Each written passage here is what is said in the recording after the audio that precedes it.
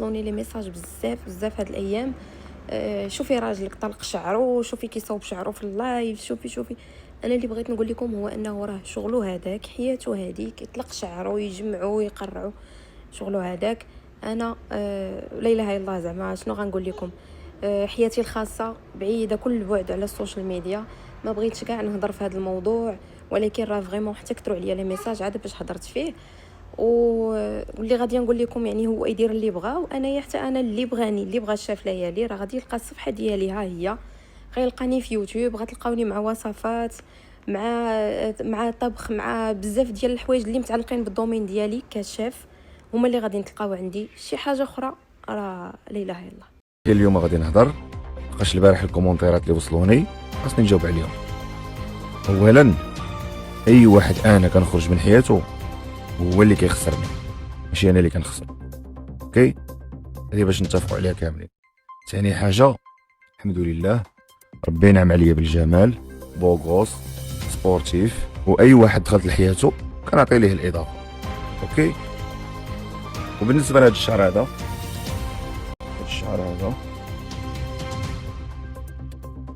اللي مرض شي ناس هو اللي ما غاديش نحيدو، ونحيد اي واحد من حياتي باش ما نحيدش هذا الشهر هذا. سالينا صحة والله. دابا غندير لك السوشوار، عرفتي علاش؟ غير نشف لك به شعرك على قبل. شوف اللحيه، شوف لا ناضي، شوف هنا واحد شويه. المهم يا مراتي ما انا جبتهاش 100%. نتوما شوفوا هاد الجهه وشوفوا هاد الجهه، ولكن يلا كنتعلم. برافو عليك. مازال علاش ما خصكش تهلاي فيا؟ قالك لا ما خاصكش تهلاي فيه، غيدير لك اكبر شمس العشيه غادي. علاش تهلاي فيه؟ تحرش. ايوا سولي الناس الزوينين اش غيقولوا لك، هذوك راه الناس اللي كيشوفوا الحياه بنظره سلبيه. واي ما كنتش كيما شفتوا معنا. هذا هو الرد ديال الشاف ليالي، والرد ديال الزوج ديالها. قال لك ما يحيدش الشعر ديالو، ولو يعرف يحيد كل شيء من حياته. يعني راه المعنى باينه، ولكن حنا ماشي شغلنا يعني يتفارقوا يتصالحوا، ودايرين هذا الشيء باش يطلعوا القناه ديالهم، كل واحد وكيفاش يدير المحتوى ديالو. حيت عرفتوا علاش؟ لان المحتوى اللي تيطلع الفيديوهات وتيطلع القناه هو ديال المشاكل، بان حنا طلقنا، بان حنا تفارقنا، شويه يخرجوا هي تعاير وهو يعاير. مهم هذه باش يطلعوا، باش يطلع المشاهده.